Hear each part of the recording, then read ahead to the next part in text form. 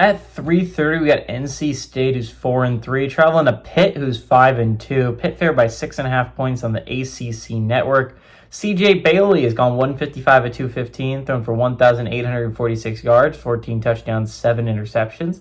Hollywood Smothers has had 112 carries for 739 yards and 5 touchdowns. And Terrell Anderson's had 24 catches for 445 yards and 4 touchdowns. Eli Holstein has gone 74 at 118, thrown for 1,058 yards, 11 touchdowns, 5 interceptions. Yes, I know he's no longer the starting quarterback at Pitt, but he is still leading the team in passing yards, although that could change after this week. Desmond Reed has had 42 carries for 225 yards and a touchdown, and Raphael Williams Jr. has had 27 catches for 426 yards and 4 touchdowns. This series is even all time. NC State and Pitt are 5-5 against each other. Last 3 games have gone to NC State, though, from 2009 to 2020. Pitt has not won at home against the Wolfpack since 1987. NC State is 2-0 in one-possession football games against Pitt. Doran has done a very good job playing against Pitt in his tenure. Here's the Wolfpack head coach. He's 2-0 against Pitt. Narduzzi is 0-2 against the Wolfpack. Okay, again, and Pitt is a weird football team to me because legitimately they are playing great football since that quarterback change. Legitimately, this is a team that looks like a team that could make a run and go to the college football playoffs.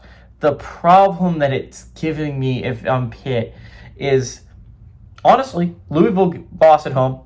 Not bad. That is a manageable loss to have on your resume. It is the West Virginia loss, man.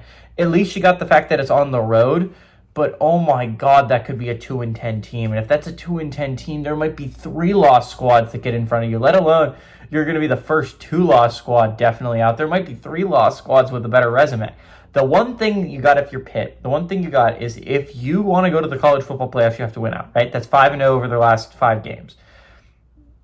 That involves getting wins over Miami, Georgia Tech, and Notre Dame. And now you might look at that schedule and be like, that is really rough that you have to play all 3 of those, right? Like, that is a hard schedule. And there's the downside of that. But the upside of that is if you can find a way to win all those games, that will give you that might help you. That might give you that boost, right? It might be able to offset the fact that West Virginia is such a bad loss. You're hoping if you're Pitt, that hopefully West Virginia does not go 2-10. If they could at least go like 4-8 for you, that would be such a godsend if you're the Panthers. All that being said, again, the path to the playoffs if you're the Pitt is you got to win out. And the thing that really hurts Pitt fans right now, that scares them, is those last 3 games of the season. Having to play Miami, Notre Dame, and Georgia Tech all in a row. I don't know if you can focus on that if you're Pitt, because honestly, the NC State team is scary. They're 4-3. Yes, it's not the greatest record of all time, but this is an NC State team that has a win over Wake and has a win over Virginia, right? This isn't like an NC State team that has been completely incompetent. The loss to Virginia Tech is just befuddling, but if you take away that game, they haven't looked all that incompetent. The 2 losses are to Duke and Notre Dame. Both not unreasonable losses to have taken. They have wins over pretty competent teams in Virginia and Wake Forest. This is a scary Wolfpack team, and I think Wolfpack under Dave Doran has had Pitt's number. I think that continues here. I think NC State goes to Pitt and they pull off a shocker and eliminate the Panthers from playoff contention. Give me the Wolfpack with an upset.